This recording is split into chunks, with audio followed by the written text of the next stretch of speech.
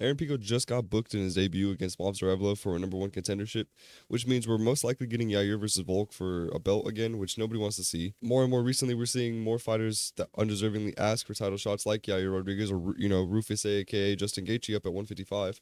We're seeing other fighters like Kelly Roundtree, somewhat recently get title shots that are down #8, Steve Erceg. I get those were kind of both to save a little, save pay-per-views or whatever, but I don't know, man. So today I'm going to be talking about the fighter in each division who should be fighting for the belt. And I'm not saying these are the guys that are going to be booked up next. I'm not predicting. These aren't predictions. I'm just saying that rightfully so, these are all the guys that should be fighting for the belt next. And wasting no time, starting off with 125. This one is probably the only one that's a little bit tricky because, really, the only reason I don't really mind KKF is because he is coming off a good win up against Steve Erceg. And there's not really anybody in 125 that he's really, skipping. Pantoja's already handled Moreno. He's already handled Royval. Amir Albazi and Tetsuo Tower are about to go at it right now to see who's probably next up. But really, my opinion, man, it's Joshua Van, boy. Because after 317, Pantoja's going to be fighting KKF, and then Joshua Van versus Brandon Royval. Amir Albazi and Tetsuo Tower is just a boring-ass fight. I think that Brandon Royval versus Joshua Van is a clear #1 contender. I think they're trying to do Joshua Van a favor here with this one. Clearly, they're betting on him. I know they're betting on him. If Joshua Van gets this done, that'll be less than a month turnaround, fighting on back-to-back pay-per-views, beating the #1 contender. Royval's not that's many Nate Diaz right there, Royval's not a little shit to do with. So yeah, I know that they're going to be banking on Joshua Van heavily. The fan favorite right now, a lot of hype, whatever. Back-to-back pay-per-views, like I said, that's way more impressive than anything that I think Amir Albazi or Tetsuo Tower is capable of doing in their fight. Next up at 135, I'm not saying that any of these are really like sleeper picks or whatever. I mean, we know who the fuck's next, bro. It's Corey Sandhagen. You could also say it's Peter Yan because he's coming off the same win that Corey Sandhagen is, but Peter Yan just accepted a fight against number 13 Marcus McGee, which is going to be a good fight. I think people are definitely sleeping on that fight. Peter Yan definitely disposed of Figgy pretty bad, but then we saw what Corey Sandhagen did, and he disposed of him worse. I mean, he fucked up Figgy's knee. I don't even know if we're ever going to see Figgy again. Figgy probably has one more fight after that shit. Blew his knee out bad. So yeah, I really do think this is a no-brainer. I mean, I would have liked to see Corey versus a Peter Yan for a #1, or maybe, everybody and their mother wants to see O'Malley versus Peter Yan. I know, I said we could have maybe booked that up. Don't give Umar the rematch, bro. You give Umar maybe a Sean O'Malley, or you give Umar Song Yadong and do O'Malley versus Figgy, or I don't know, some shit like that. Those are good matchups. But yeah, I think Corey Sandhagen's definitely next. I don't really see him winning up against a guy like Merab. This guy's in the lab right now reading every book and busting out every beaker and test tube that he can to try to get the advantage, to try to figure out the formula of Merab. But brother, I don't think you're going to be able to. I don't think Merab is a guy to figure out. I have no idea who I really see beating Merab like that, man. I mean, and then if Marcus McGee gets rid of Peter Yan somehow, finishes him, which, let's be real, is probably not really likely. But even if he gets a good, unanimous decision, 30-27, because I believe it's only a 3-rounder, 30-27, 30-26 somehow, Marcus McGee, bro, then fuck it, maybe throw him in there with Merab. Because who the fuck are you going to give this guy? Huh? He eats up every soldier you fucking throw his way. Song Yadong definitely doesn't have the tools to do it, sorry, but he's not disposing of Merab. Marlon Vera's definitely not doing this shit. Figgy, no. If you can't get past Peter Yan or Corey Sandhagen, no. I mean, fuck it, bro. Corey Sandhagen is our last hope right now. Besides that, what is Merab supposed to do after Corey Sandhagen? There's nothing else really left here for him, especially nobody deserving. Mario Batista on his way up after what? You want to book him Marlon Vera, maybe Song Yadong after that, and then boom, title shot? Yeah, I don't know. I'm not going to waste too much time on this shit. Everybody does know it's Corey Sandhagen next, bro. I just don't know how he fares. I think Merab's going to win, but yeah, we'll see. Yo, next up over in Featherweight, I got Yair Rodriguez. How can you not be hyped up for the rematch? I mean, come on, kid. They just booked up Movsarevlo, who's a fucking nobody, versus Aaron Pico for the #1 contendership. But we all know Yair's the real fucking deserving one here. Yair Rodriguez is the... this kid even got bumped down a fucking ranking for who? I actually thought Ilya got taken out of the rankings. I'm surprised that he's still 3 somehow. If he's going up to 155 and about to fight for the belt, probably about to be champion too. That's a good question. So when he's 155 champ, is he still going to be ranked #3 at Featherweight? Is he just going to have to really just age his way out? I think that'd be kind of interesting. Same thing with Max Holloway. He said he's permanently at 155. Why is Evloev and Lopez here? But anyways, yeah, no cap.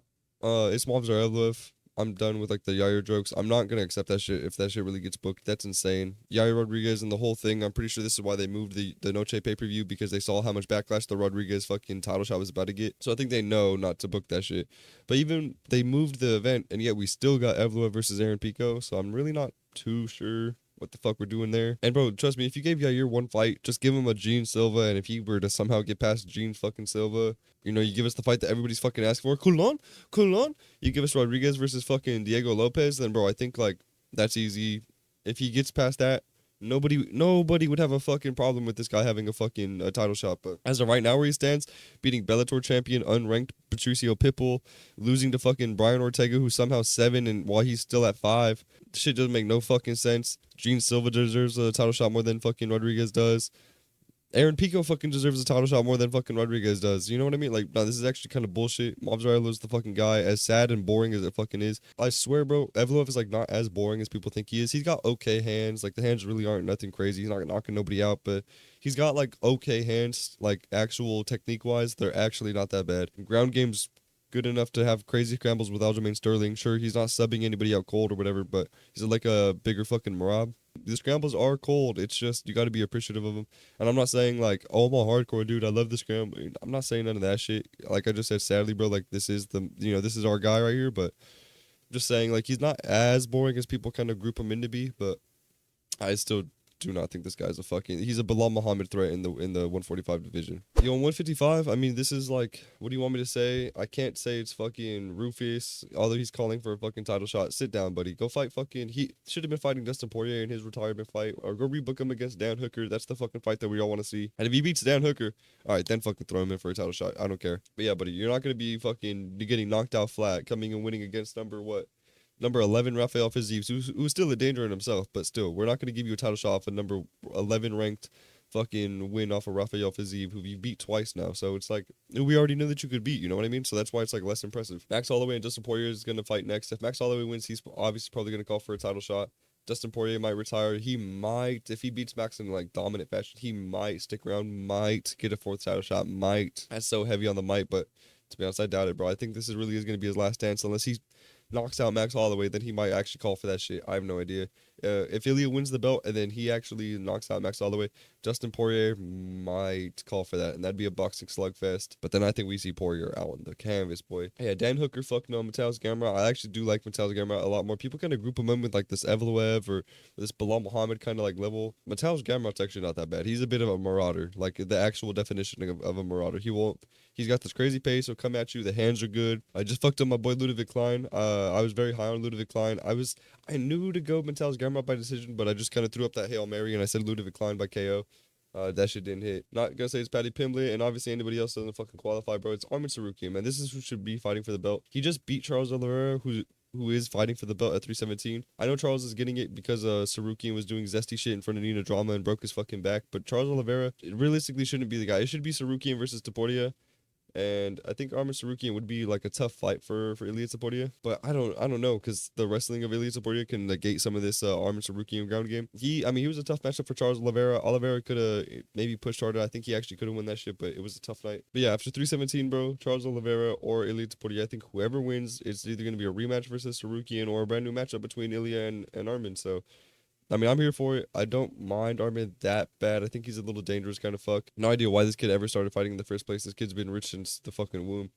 Yeah, he just had to go make something of himself, I guess, and didn't want to go get a normal job or a businessman or some shit. So, hey, fuck it, let's go fight. I also know that Paddy Pimblett is calling for him, and to be honest, I don't mind that fight in the meantime, because like I said, so Olives is fighting Ilya.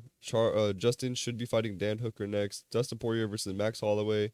Gamrot just beat Klein. He's gonna be out for a minute, so really, I do like Paddy Pimblett versus Posh Boy Arman. I really don't mind that fight. And I think if Arman were to dispose of Paddy, which I wouldn't want to see, then he definitely, you can't deny him, he's in line for the fucking title shot. Especially after what Paddy just did to Michael Chandler. He's definitely in line for the fucking title shot. Or if Paddy disposes of Arman, we kind of get rid of this, I don't want to call him like boring, but nobody's like biting at the bit to see Arman get this fucking title shot. So if Paddy were to do this, he would be kind of doing UFC fans a favor.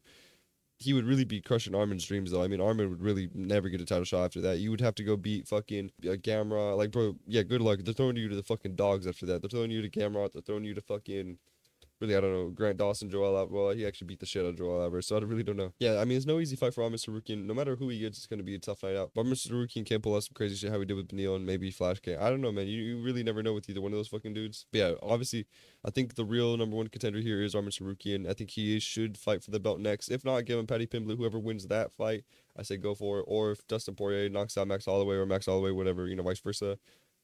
Justin Gaethje off of Dan Hooker. I mean, really, anybody could get a title shot next, but we need to see a win from at least Justin Gaethje, Max Holloway, Poirier, Hooker, or Pimblett, we need to see at least one more win, and then we can talk about title shots. I think whoever gets the best win out of those like 5 guys, those 5 names right there, maybe, you know, if you want to throw Sarukian into, whoever has the best, most impressive recent win, that's who gets the fucking title shot next, in my opinion. Alright, mate, who the fuck's next for me? Yeah, I actually don't think he's next, but I do think that the number 1, like, deserving guy is Sean Brady. And I don't think this is a crazy take because Bilal Muhammad, as we've seen, bro, I'm not gonna say he isn't that good. I do think he's like, he's deserving to be in the top, like, upper echelon of the fucking, and I'm eating a cough top, excuse me. But I do think that Bilal Muhammad is, like, deserving to be up in this, like, top fucking upper echelon. I think his skills do prove good.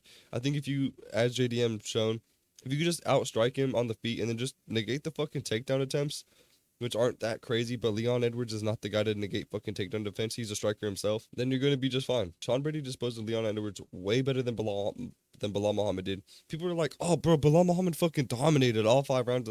No, he didn't. He almost got subbed. Bilal Muhammad fucking had his back taken for damn near a whole round. Bilal lost 2 fucking rounds of that fight. It was 2-2 going into the 5th. Bilal Muhammad, I think, just had the bigger moments, especially with the spike and shit like that. Like, that was what like, won him the fight, really. He did also have his moments. He did, like, win the actual fight, no duh. Shaka Rakhmonov, are we really gonna fucking give this boy a title shot off a almost a year-old Ian Gary win now and a Stephen Thompson win? I mean, Ian Gary win, that's definitely aging well. Like, trust me, that's still not a bad fucking... That's not, like, a bad debut. It's not the same level as a Stephen Thompson one, but disposing of the former champ like that worse than the other former champ did, I think that's way more deserving. Nobody's subbed Leon Edwards in I think like 10 years, some shit like that. Like, nobody's ever fucking subbed Leon. Kamaru Usman couldn't even sub Leon, and we just saw what he did to Joaquin Buckley. So yeah, I don't know, bro. Even Kamaru didn't make Leon look like that. Fucking Ian Gary's over here calling for a title shot off a win over Carlos Prates.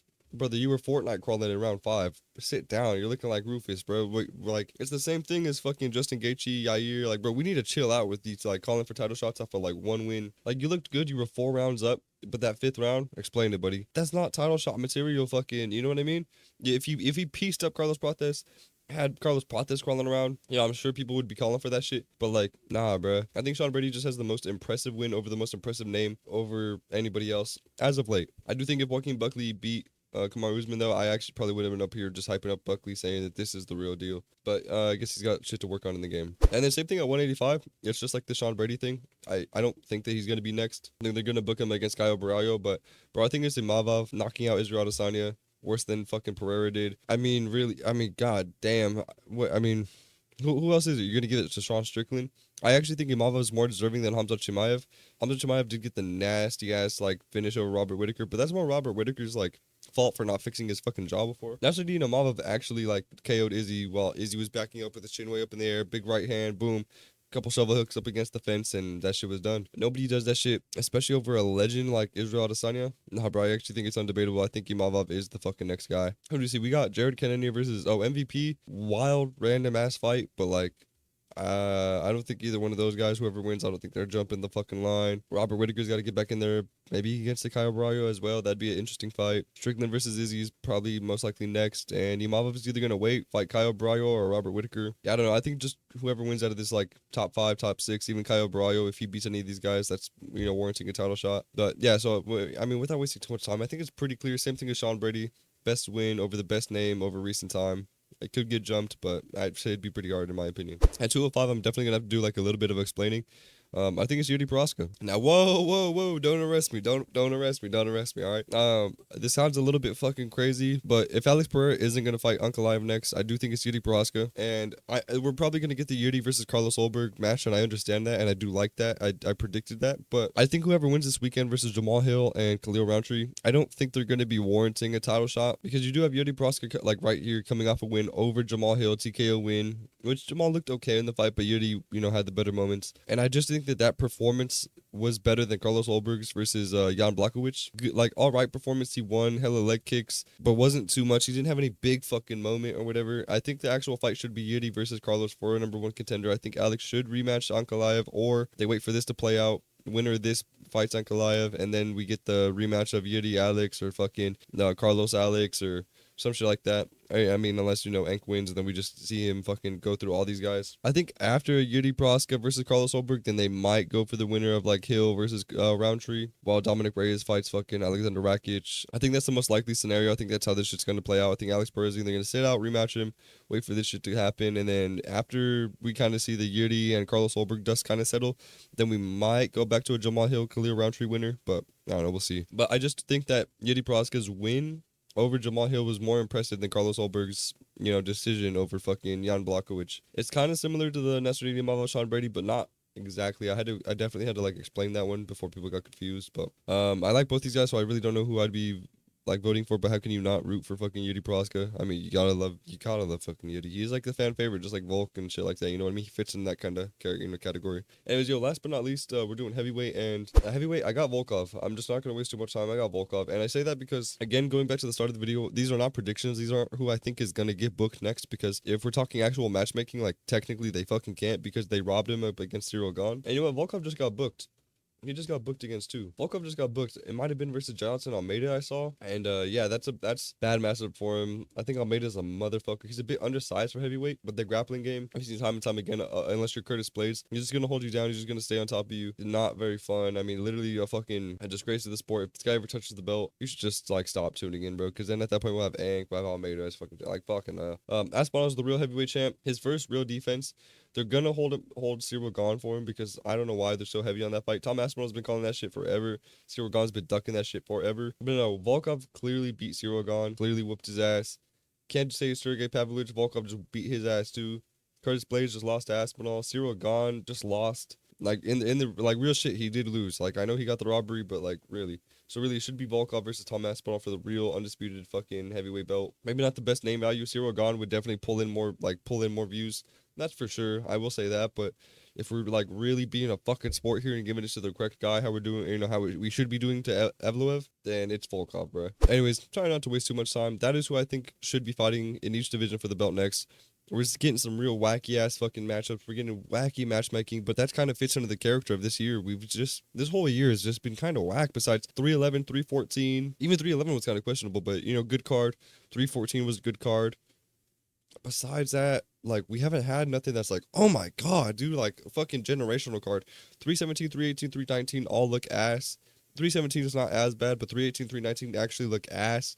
We're seeing the Oil Kingdom. We're seeing Abu Dhabi get all the fucking good cards. Even if it's a fight night, we're getting stacked main card level fucking fight nights. It's kind of ridiculous. I'm not gonna lie. Peter Yan asked to be on that card, so you can't put like that shit up against him. But anyways, like I said, man, we're just getting some weird matchmaking. Aaron Pico versus Evloev. KKF's getting a title shot, but that's not too crazy. Obviously, we're just seeing a lot. We're seeing guys like Ian Gary, Justin Gaethje, guys like that call. Yair Rodriguez call for title shots off of one win after getting fucking flatlined or subbed out by Brian Ortega. What the fuck are we doing, bro? Like, can we go back to letting guys know, like, no, motherfucker, you can't just be off on one win. Why are we gonna give title shots off one win? What the fuck?